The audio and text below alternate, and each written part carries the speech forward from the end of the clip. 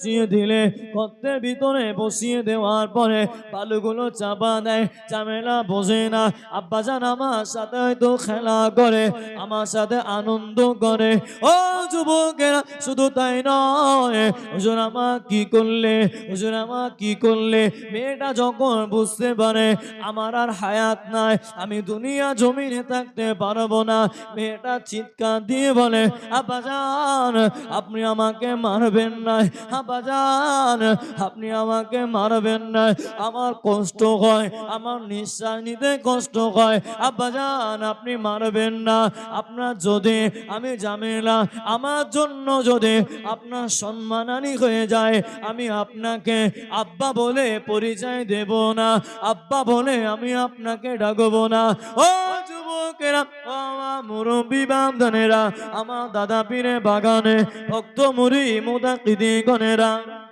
হুজুরের মেয়ে বললে, হুজুরের মেয়ে জানিয়ে দিলে, আব্বাজান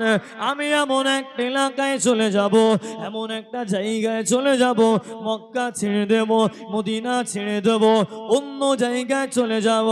আপনার পরিচয় দেব না, আপনার পরিচয় দেব না, আমার জানটা ভিক্ষা দেন, আমাকে ছেড়ে দেন, আমি ঝামেলা, আমার কষ্ট হয়, আমার নিঃশ্বাস নিতে কষ্ট হয়, আব্বাজান আপনি যদি আমাকে মেরে দেয় আমার বড্ডা কষ্ট হবে, আমি আম্মার কাছে ফিরে যাব না। ওদিকে খুজুরে বিবি অজান নয়নে জোরে জোরে কান্না করে, ওদিকে খুজুরে বিবি এতটা কান্না করে, হুজুরে বিবি ভাবে আমার ঝামেলা চলে গেল আর আমার বুকে আসবে না। হুজুর আমার কি করলে, কোনো বর্ণনায় পাওয়া যায় হুজুর আমার একটা পাথর নিলে, একটা পাথর নিলে, ওই পাথরটা নিয়ে মেয়েকে আঘাত করলে, মেয়ের মাথায় আঘাত করলে, মেয়ের মাথা থেকে যখন রক্তগুলো হুজুরে বুকে দেশে লাগে, আর যেন